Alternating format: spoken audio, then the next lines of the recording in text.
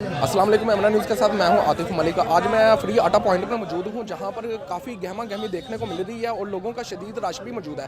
इस पर हम इंतज़ामिया के साथ साथ लोगों से भी बात करेंगे कि उनको किन मुश्किलात का सामना करना पड़ा है और वो इस बारे में क्या कहते हैं। आइए मेरे साथ। मेरा नाम ਦਾ ਮੈਸੇਜ ਆਇਆ ਸੀ ਲੇਕਿਨ ਮੈਂ ਇਹਨਾਂ ਨੂੰ ਬਾਰ-ਬਾਰ 3 ਵਾਰੀ ਦਿਖਾਇਆ ਲੇਕਿਨ ਇਹ ਕਹਿ ਰਹੇ ਨੇ ਮੈਸੇਜ ਨਹੀਂ ਆਇਆ ਤੇਰਾ।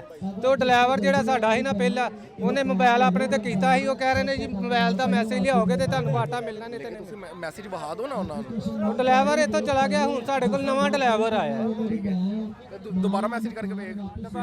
ਦੁਬਾਰਾ ਕਰਨੇ ਪਏ ਆ, ਦੁਬਾਰਾ ਅਪਲਾਈ ਨਹੀਂ ਦੇ ਰਹੇ। ਇਹ ਸਾਡਾ ਇਹਦੇ ਨਾਲ ਕਾਰਡ ਕਿਉਂ ਨਹੀਂ ਚੱਲਦਾ ਪਿਆ? 3 ਘੰਟੇ ਤੋਂ ਉੱਥੇ ਖੜੇ ਰਹੇ ਆ, ਫਿਰ 2 ਘੰਟੇ ਇੱਥੇ ਹੋ ਗਏ ਨੂੰ, ਉਹ ਆਂਦੇ ਨੇ ਇਹ ਚੱਲਦਾ ਹੀ ਨਹੀਂ। ਚਾਚਾ ਜੀ ਮੈਨੂੰ ਇਹ ਗੱਲ ਦੱਸੋ ਕਿ ਤੁਸੀਂ 80-70 ਤੇ ਮੈਸੇਜ ਕੀਤਾ ਸੀ? ਅਸੀਂ ਕਿਸੇ ਤੇ ਵੀ ਮੈਸੇਜ ਨਹੀਂ ਕੀਤਾ ਜੀ, ਆਪਾਂ ਤੁਹਾਨੂੰ ਦੱਸਦੇ ਪਏ ਹਾਂ। ਪਹਿਲੇ ਚੈੱਕ ਤੇ ਕਰਨਾ ਸੀ ਤੁਸੀਂ ਆਹ ਲੈ ਗਏ ਜੇ ਕਿ ਨਹੀਂ ਹੈਗੇ। ਨਹੀਂ ਜੀ, ਹੁਣ ਇਹ ਵੀ ਹੈ ਨਾ, ਹੁਣ ਸ਼ਨਾਖਤੀ ਕਾਰਡ ਉਹਨਾਂ ਨੇ ਮੰਗੇ, ਸ਼ਨਾਖਤੀ ਕਾਰਡ ਸਾਡੇ ਕੋਲ ਹੈਗਾ। ਕੀ ਯਾਨੀ ਕਿ ਮੁਸ਼ਕਿਲਾਂ ਦਾ ਸਾਹਮਣਾ ਕਰਨਾ ਸਾਡੇ ਪਿਆ? ਕੋਲ ਹੈ ਹੀ ਕੋਈ ਨਹੀਂ, ਹੁਣ ਕੀ ਕਰੀਏ? ਅਗਲੇ ਆਂਦੇ ਨੇ ਕਿਆ, ਉਹ ਆਂਦੇ ਨੇ ਸਾਡਾ ਸਿਸਟਮ ਹੀ ਨਹੀਂ ਪਿਆ ਚੱਲਦਾ। ਅੱਛਾ, ਉਹ ਵੀ ਆਂਦੇ ਨੇ ਸਿਸਟਮ ਨਹੀਂ ਪਿਆ ਚੱਲਦਾ। ਕਾਫੀ ਮੈਸੇਜ ਕੀਤਾ ਲੇਕਿਨ ਕੋਈ ਨਹੀਂ ਜਾਨ ਕਿ ਆਇਆ ਤੇ ਫਿਰ ਮੈਂ ਕਿਹਾ ਸ਼ਾਇਦ ਸਵੇਰ ਆਏਗਾ, ਸਵੇਰ ਹੀ ਦੇਖਿਆ ਕੋਈ ਨਹੀਂ ਆਇਆ।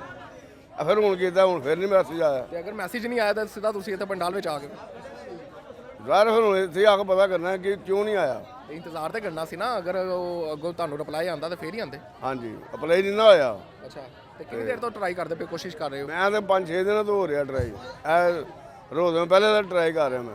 ਅੱਛਾ, ਰੋਜ਼ਿਆਂ ਤੋਂ ਪਹਿਲੇ ਤਾਂ ਟਰਾਈ ਕਰਦੇ ਪਏ ਜੇ, ਤੇ ਫਿਰ ਵੀ ਯਾਨੀ ਕਿ ਮੈਸੇਜ ਆ ਹੀ ਨਹੀਂ ਰਿਹਾ। ਨਹੀਂ ਆਇਆ। ਹਕੂਮਤ ਨੂੰ ਕੀ ਕਹੋਗੇ? ਹਕੂਮਤ ਨੇ ਤੁਹਾਡੇ ਵਾਸਤੇ ਇਹ ਸਾਰਾ ਕੁਝ ਕੀਤਾ। ਤਾਂ ਮੇਰਾ ਮਿਲੇਗਾ ਤਾਂ ਆਟਾ ਫੇਰ ਹੀ ਪਤਾ ਲੱਗੇਗਾ। ਬਿਹਤਰ ਇਕਦਾਮ ਹੈਗਾ, ਹਾਂ, ਬਿਹਤਰ ਇਕਦਾਮ ਹੈਗਾ ਹਕੂਮਤ ਦਾ। हाँ जी। अवाम हमारे साथ तामुन करे तो कोई इशू नहीं है और ना ही कोई इतना बड़ा मसला है। अगर अवाम हमारे साथ तामुन करे तो हम इंशाल्लाह हर एक बंदे को, हमारी कोशिश होती है कि हम आटा दे के भेजें। लेकिन इंतजामिया आपकी भरपूर तावन कर रही है, तो क्या कहेंगे, कैसे क्या होना चाहिए? जी, इसमें गुजारिश ये है कि आवाम की जो सिचुएशन है वो अपनी जगह पे है। ठीक है। हमारा काम है कि हर आलमीन के साथ तावन करना, जो इश्यूज़ आ रहे हैं उनको किसी न किसी तरीके से सॉल्व करें।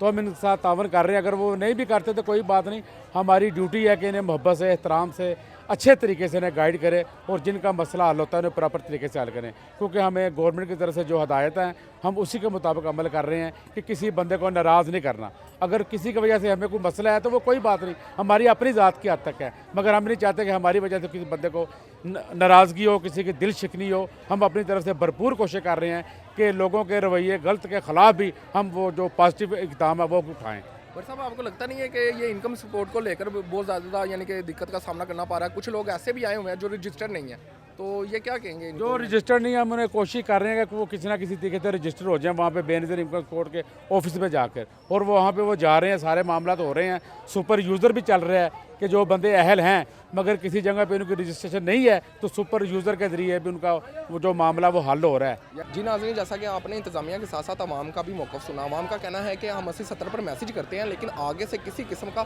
जवाब नहीं आता। और ये भी हमें देखने को मिला कि कुछ ऐसे अफराद भी यहाँ पर मौजूद थे जो बगैर 80-70 पर मैसेज किए या इनकम सपोर्ट की तरफ, बेनज़ीर इनकम सपोर्ट में जिनका इंदराज नहीं था वो भी यहाँ पर मौजूद थे। और साथ में अगर इंतज़ामिया से बात जब हमने की तो इंतज़ामिया का कहना यह था कि इंतज़ामिया तो उनके साथ तावन कर रही है लेकिन अवाम की तरफ से किसी किस्म का तावन नहीं किया जा रहा। वो लोग भी यहाँ पर मौजूद हैं जो बगैर बेनज़ीर इनकम सपोर्ट के यहाँ पर आए हुए हैं। इसी के साथ अपने मेज़बान आतिफ मलिक को इजाज़त दीजिएगा। अल्लाह ने के बाद।